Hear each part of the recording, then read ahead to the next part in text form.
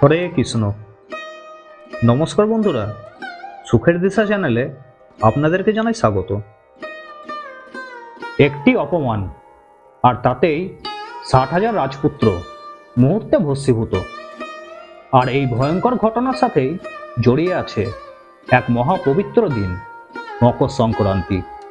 আজকে ভিডিওতে আমরা জানব এই মকর সংক্রান্তির মাহাত্ম্য এবং এর পিছনের পৌরাণিক ইতিহাস, যা শুধু ইতিহাস নয়, এটা হলো আমাদের জীবনের এক বড় শিক্ষা। প্রত্যেক বছর যখন সূর্যদেব ধনু রাশি ছেড়ে মকর রাশিতে প্রবেশ করেন, তখন সেই দিনটাকে বলা হয় মকর সংক্রান্তি। 2026 সালে এই পবিত্র দিনটি পড়েছে আগামী 14ই জানুয়ারি, বৃহস্পতিবার। এই দিন থেকেই শুরু হয় উত্তরায়ণ, অর্থাৎ দেবতাদের দিন বা আলোর সময়। শাস্ত্রে বলা হয়েছে এই দিনে করা স্নান, দান, জপ ও সংযম 1000 গুণ ফল দেয়। পিতামহ ভীষ্ম এই দিনেই দেহত্যাগ করেছিলেন মোক্ষ লাভের আশায়। আর এই দিনই সূর্যদেব স্বয়ং তার পুত্র শনিদেবের গৃহে গমন করেছিলেন, যা আমাদের শেখায় অহংকার ত্যাগ ও ক্ষমার মহত্ব।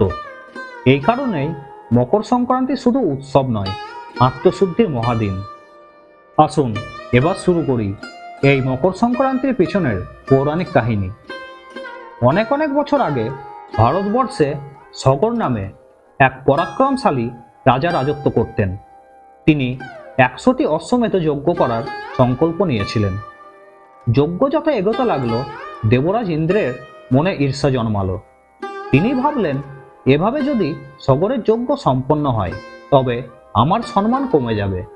এই ভেবে ইন্দ্র গোপনে যজ্ঞের ঘোড়া চুরি করে লুকিয়ে রাখলেন মহা তপস্বী কপিল মুনির আশ্রমের পাশে।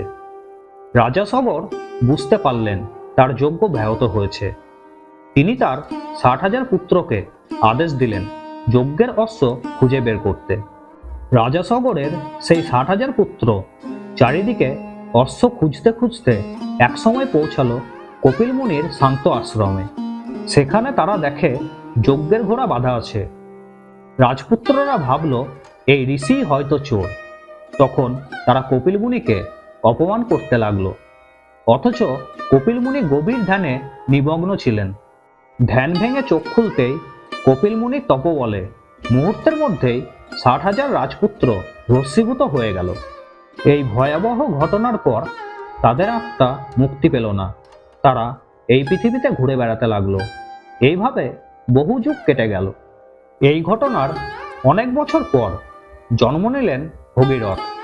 তিনি ছিলেন সগর বংশেরই এক রাজা। তিনি জানতে পারলেন তার পূর্বপুরুষদের এই দুর্ভাগ্যের কথা। তিনি সংকল্প করলেন যেভাবেই হোক তাদের মুক্তি দেবেন।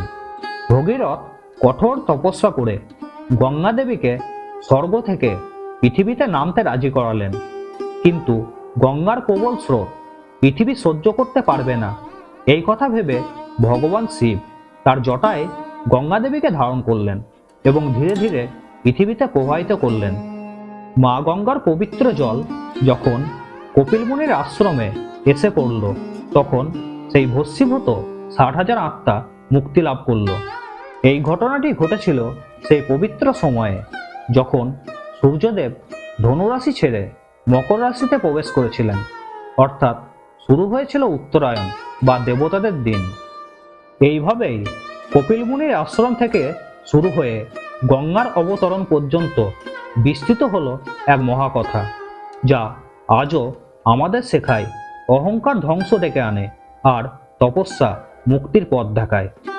সুতরাং মনে রাখবেন, আগামী 14ই জানুয়ারি 2026 বৃহস্পতিবার, মকর সংক্রান্তি। এই দিন গরিব মানুষকে কিছু দান করবেন এবং অহংকার ত্যাগ করবেন, আর তাতেই এই পবিত্র দিন সার্থক হবে। তাহলে বন্ধুরা, আজকে আমি এখানেই শেষ করলাম। ভিডিওটি যদি আপনাদের ভালো লেগে থাকে তাহলে অবশ্যই লাইক, শেয়ার এবং কমেন্ট করবেন। আর এই ধরনের ভক্তিমূলক ভিডিও দেখার জন্য আমার চ্যানেলটিকে অবশ্যই সাবস্ক্রাইব করবেন এবং নোটিফিকেশন বেল আইকনটি ক্লিক করবেন।